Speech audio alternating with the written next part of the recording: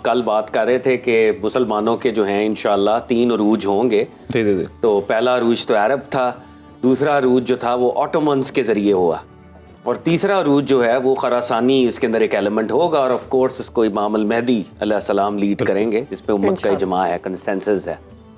तो मुसलमानों के लिए कॉन्स्टेंटिनोपल जी जो कि बिजेंटीनियन एम्पायर का कैपिटल था, ये बड़ा अहम रहा है। बिल्कुल। और सरकार दो आलम सल्लल्लाहु अलैहि वसल्लम की बहुत सी हदीस भी हैं इसके बारे में कि जो आर्मी इसको फतह करेगी उसके लिए बहुत सी बशारतें हैं, बहुत सी हदीस का लिटरेचर है, हम अब उसकी डिटेल में नहीं जाते। तो सिंस इसके बारे में बशारतें थीं, तो हज़रत उमर के दौर से मुस्लिम आर्मीज़ का ख्वाब था कि वो कॉन्स्टेंटिनोपल को फतह करें। और ये एक बिल्कुल बड़ी इसकी इंटरेस्टिंग सी लोकेशन है, 3 तरफ इसके तकरीबन पानी है इस शहर के, और बॉस्फोरस की जो स्ट्रेट है वो है, सी ऑफ मार्मरा, और इस तरह से ब्लैक सी, और नीचे इसके एक थोड़ा सा लैंड का वो एक ये ट्रायंगल सा बनता है ये। सही। और मेन तुर्की से ज़रा सा हट के, क्योंकि समंदर है और यूरोप के अंदर है, इसका पार्शली ये यूरोप के अंदर है। सही। और बिजेंटीनियन एम्पायर जो थी, इस बात को भी हम अंडरस्टैंड करें कि जो ग्रेटर रोमन एम्पायर थी उसका तो डिक्लाइन हो चुका था, लेकिन ये इसका ईस्टर्न पार्ट था और ये चलती रही। सही। ठीक है। और मतलब जब हम उर्फ़े आम में कहते हैं कि मुसलमानों ने रोमन एम्पायर को शिकस्त दी, तो हमने असल में ईस्टर्न रोमन बिजेंटीनियन एम्पायर को शिकस्त दी थी।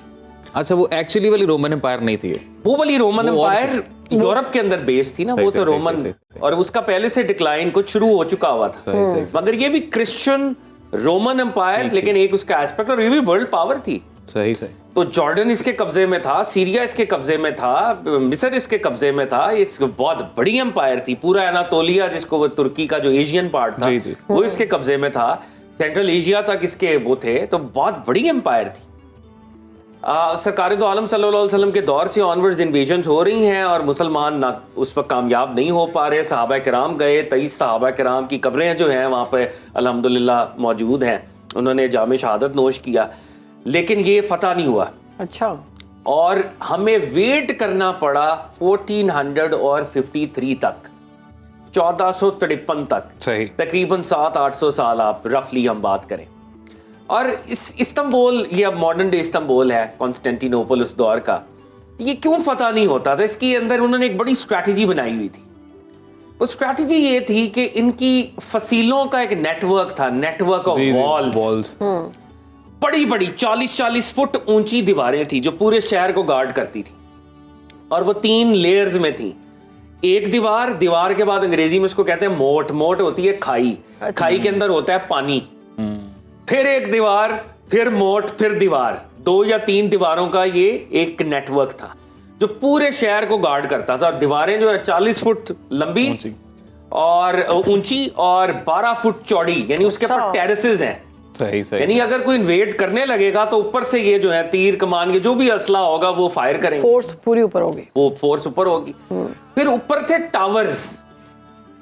टावर्स एक स्ट्रेटेजिक लोकेशन देते थे, यानी आप इन दीवारों के ऊपर एक साइड पे कोई 80 टावर हैं, एक साइड पे कोई 112 टावर हैं, एक तरफ कोई 96 टावर्स हैं। यानी वो जो दीवार है, वो दीवारों का नेटवर्क, फसीलों का नेटवर्क, वो इतना बड़ा है, इतना सॉलिड है, कितना कॉम्प्लिकेटेड है कि पिछले 1000 सालों में 23 दफा इस्तांबुल पे, कॉन्स्टेंटिनोपल पे हमला हुआ, 22 दफा इनको कुछ नहीं हुआ। अच्छा। मुसलमानों ने 9 सेंचुरीज के अंदर 12 दफा हमले किए और मुसलमान भी नाकाम हुए।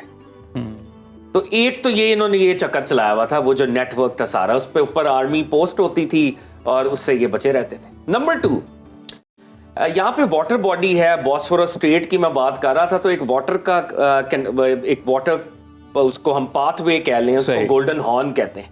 सही। गोल्डन हॉर्न से शिप्स ने अंदर आना है। अगर आप कोई नेवल एक्सपीडिशन करते हैं, नेवी लेके आते हैं, तो आप वहां से आएंगे।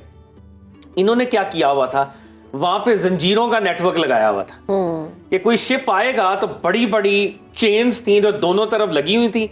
जैसे ही कोई नेवी इन्वेड करेगी तो वो शिप जो है चेन्स के अंदर फंस जाएगा और ये तीर कमान के जो भी उस दौर के असला होगा उसको इस्तेमाल करेंगे और नेवी का बेड़ा गर्क हो जाएगा। वाह वाह।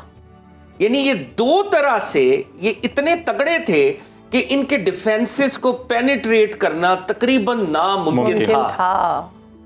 सुल्तान मोहम्मद फातेह 19 साला सुल्तान 1453 के अंदर ये अब इसको लीड करेंगे और ये सोच रहे हैं कि अब इस वॉल्स के नेटवर्क्स को भी हमने ब्रेक करना है और ये जो चेन्स का नेटवर्क है जो गोल्डन हॉर्न्स में इन्होंने बनाया हुआ है जिसके अंदर नेवी आके फंसती है इसको भी हमने किसी तरह ब्रीच करना है। और ये बहुत रिलीजियसली भी मोटिवेटेड थे। सरकार दो आलम सल्लल्लाहु अलैहि वसल्लम की अहादीस के कॉन्स्टेंटिनोपल को हमने इन्वेड करना है, इस पे कब्जा करना है। और दूसरी अहम बात यहाँ पे बड़ी अहम है, उस वक्त जो बिजेंटीनियन एम्पायर का किंग था उसका नाम भी कॉन्स्टेंटीन था, कॉन्स्टेंटीन 11th। और ये कॉन्स्टेंटीन 1 ने ये बनाया था जिसके नाम पे कॉन्स्टेंटिनोपल ये शहर का नाम पड़ा था। वो उस वक्त इंतहाई वीक हो चुका था और ये बिजेंटीनियन एम्पायर जो कि पूरी दुनिया पर फैली हुई थी एक लेवल पे 1453 तक महज एक सिटी स्टेट रह चुकी थी। It was just a city state.